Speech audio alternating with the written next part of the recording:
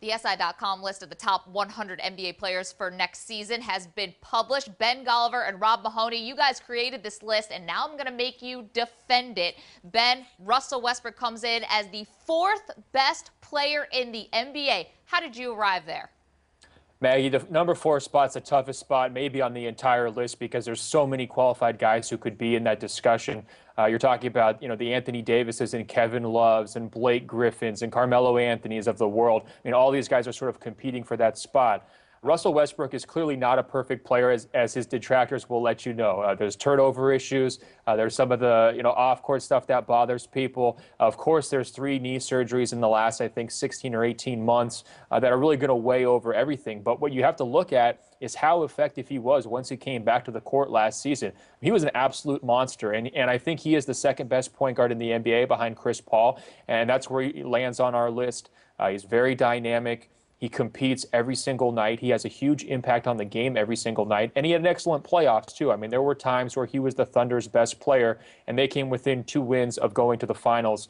So when you combine, I think, his statistical achievements, their winning, their track record of winning, and just his overall impact, I think he's got a very strong case as being that number 4 guy. Rob, Russell Westbrook, number 4?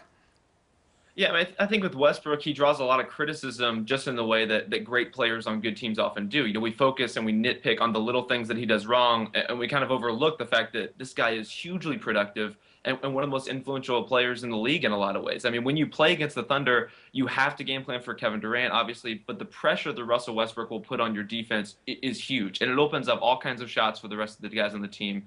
I mean, he's a great player and one of the best shot creators in the NBA. A great rebounder for his position and a competitive defender. I mean, all the other guys in this range, have their case. You could, as Ben said, with Blake Griffin and Kevin Love on down to Carmelo Anthony, you could really make a compelling case for a lot of these guys. We just like Westbrook for what he brings, for his track record, and the fact that he came back from injury so strong last season.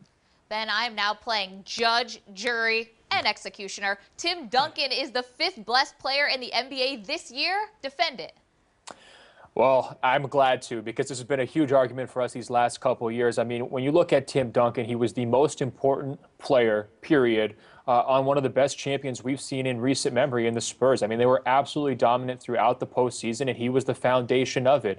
You also look at some of the extenuating circumstances. Tony Parker, who I think was the Spurs' best player 2 years ago, went down to injuries multiple times in the postseason. How did the Spurs cope? They fed Tim Duncan. He delivered. You look at the standout game from his postseason run was Game 6 against the Thunder.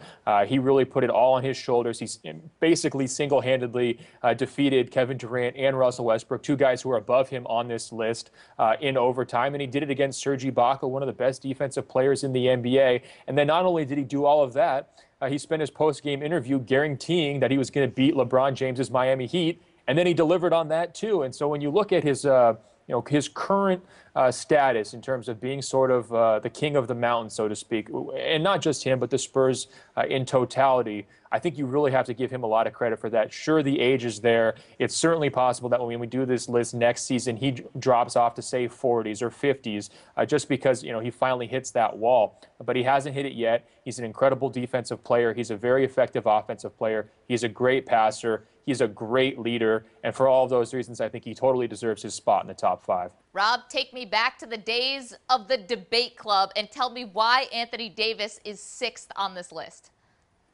Yeah, I mean, Tim Duncan and Anthony Davis was actually a really long conversation that Ben and I had about where to rank those 2 guys in here. We ended up giving Duncan the nod just based on the respect and the experience and just how good he was last year.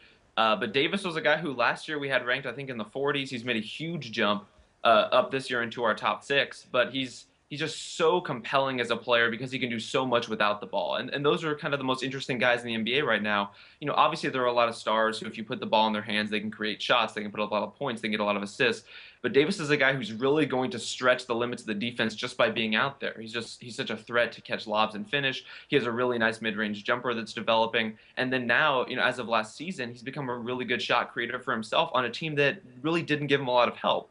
The Pelicans had a lot of injuries last year, and they really asked Davis to do a lot. He delivered pretty much across the board and made them a pretty competent offense despite all those injuries. And so, when you catalog and you expect even more improvement for him going forward, and you look at how well he's done for Team USA, really being that team's best player this summer, I think it's fair to expect some pretty great things of Davis next year, and this is where we saw him. All right, you guys have made some compelling arguments. I'll say it for you.